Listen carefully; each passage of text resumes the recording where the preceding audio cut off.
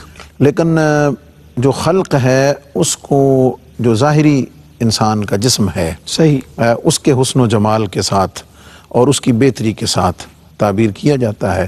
اور جب ہم خلق کی بات کرتے ہیں تو اس سے مراد باطنی اوصاف ہوتے ہیں. ٹھیک. اور انسان کا رویہ، اس کے جو دیگر باطنی اوصاف ہیں، جو باطنی اوصاف انسان کے تمام جوارح اور اعضاء سے ظاہر ہوتے ہیں. ٹھیک. صرف زبان سے نہیں، صحیح. اس کے تمام جوارح سے جو ظاہر ہوتے ہیں، وہ اعلیٰ حضرت عظیم المرتبت نے نبی کریم علیہ السلام کی شان میں ان دونوں لفظوں کا استعمال بہت خوبصورت کیا ہے کہ تیری خلق کو حق نے جمیل کیا، تیرے خلق کو حق نے عظیم کہا. سبحان اللہ. دونوں کو فرق ظاہر کیا ہے.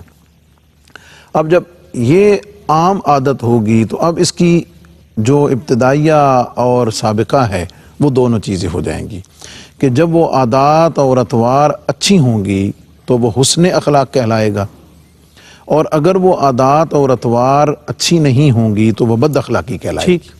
بالکل. تو اس کا اطلاق دونوں پر ہے، لیکن صفت دونوں کی موصوف دونوں کا الگ الگ ہو جائے گا کہ وہ اچھے ہیں تو حسن اخلاق ہے، اور اگر وہ برے ہیں تو وہ بد اخلاق ہے. صحیح. یہ دونوں.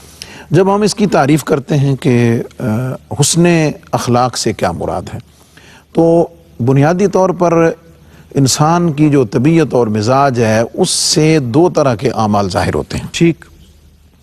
ایک وہ ہوتے ہیں کہ جن کو انسان تکلفاً کرتا ہے، عادتاً نہیں کرتا، تکلفاً کرتا ہے. ٹھیک. اور اس کے لیے وہ پورا اس کو اپنا ذہن، سوچ، احوال، معاملات اس کو پورا پریپیئر کرنے پڑتے ہیں، جس کے نتیجے میں وہ کوئی ایکٹ کرتا ہے، کوئی عمل کرتا ہے. ٹھیک. ارادتاً کرتا ہے، تکلفاً کرتا ہے. تو یاد رہے تکلفاً کیے جانے والے اعمال کبھی بھی حسن اخلاق نہیں کہلائیں گے. حسن اخلاق سے مراد وہ پختہ عادت ہے، وہ پختہ عادت ہے. آپ کہہ لیں کہ انسان کی فطرت اور نیچر جس کام کی عادی ہو جائے، معمول بن جائے کہ وہ بے توجہی میں اور بغیر کسی تکلف کے بھی اس سے وہی ظاہر ہو جائے. واہ واہ واہ.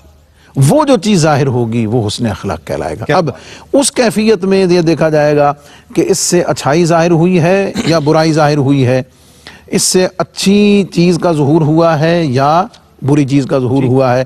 اب اگر وہ پختہ عادت جو اس کی عادت ثانیہ کے طور پہ پہچانی جاتی ہے جیسے آپ نے فرمایا ہے، تب وہ حسن اخلاق کہلائے گی. یہی وجہ ہے کہ یہ جو کہتے ہیں یار یہ ڈوئل فیس ہے، اس کا مختلف چہرے ہیں، وہ کیوں ہے کہ جب تکلفاً کسی ماحول میں آئے تو رویہ، بات چیت، معاملات کچھ اور ہوتے ہیں، اور جب بے تکلف ہو جائے تو اور ہو جاتے ہیں. اس فرق کی وجہ یہی ہے. تو جو بلا تکلف ظاہر ہوگا، پختہ ہو جائے گا، اس کی طبیعت کی، مزاج کی عادت بن جائے گا، وہ حسن اخلاق کہلائے گا. کیا بات ہے.